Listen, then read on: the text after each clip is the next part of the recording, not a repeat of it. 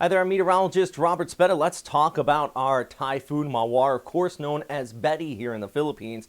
The storm is continuing to weaken. That's the good news, but there's a pretty big wind field on this. So we're still going to have impacts from Okinawa all the way down towards Taiwan and into the Philippines. You have that inflow continuing to bring rainfall across the backside of this storm. Actually, this is a video out of Baguio where we have been seeing those showers kick up for about the last 6 to 12 hours, and it's going to continue to be that way over the next several days. So this is what I'm talking about with the weakening, though. If you look back, this is prior, based on Dvorak analysis, prior to our storm moving over Guam. Then it moved over Guam, actually weakened a little, thankfully, back up to a Cat 5 status, and now you continue to see it is dropping right off. I wouldn't be surprised if we are at tropical storm status here in the near future as far as that intensity is concerned.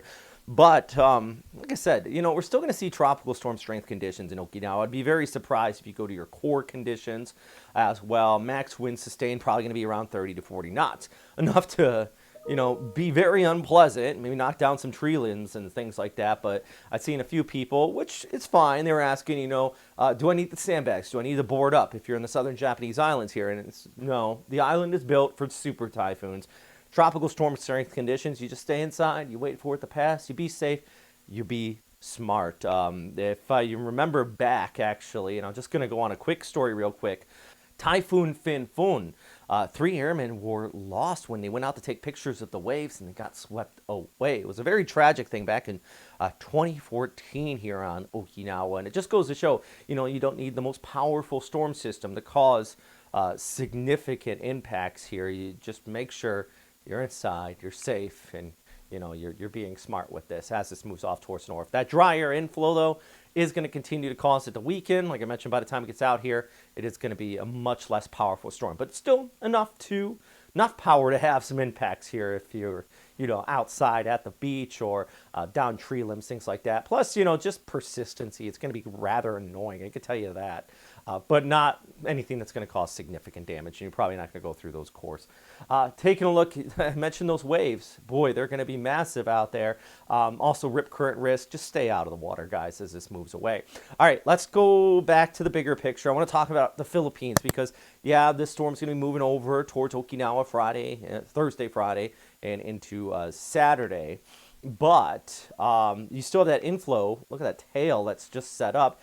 Heavy showers there in western areas of Mindoro, especially back towards northwestern Luzon as well. Now, I've been saying, this is just strictly the west coast. The Cagayan Valley getting spared a lot of this. Even Manila is still going to see some rain, but not all too bad. But once you go like western Mindoro, seeing the showers. But if you're out there on the eastern side, yeah, not all too bad. I mean, same down there towards the south. Even if Cebu, the entire island, probably going to be dry because western Visayas is seeing the heaviest of that precipitation. The moisture gets squeezed out. It's not really going to be impacting you all too much. So in these heavier areas, you still could see over 100 millimeters, even in the darker colors there, especially Mindoro Ociento. Did I say that right? I hope so.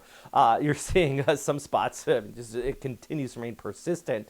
300 to 400 millimeters of rain in total. So yeah, it's going to be a rough few days out here with the persistency of that inflow continuing to impact you as well. So yeah, 1-2 punch or storm pulling towards north to the southern Japanese islands, tropical storm strength conditions there, and that inflow on the back side of it going to continue to bring these showers out here across the Philippines.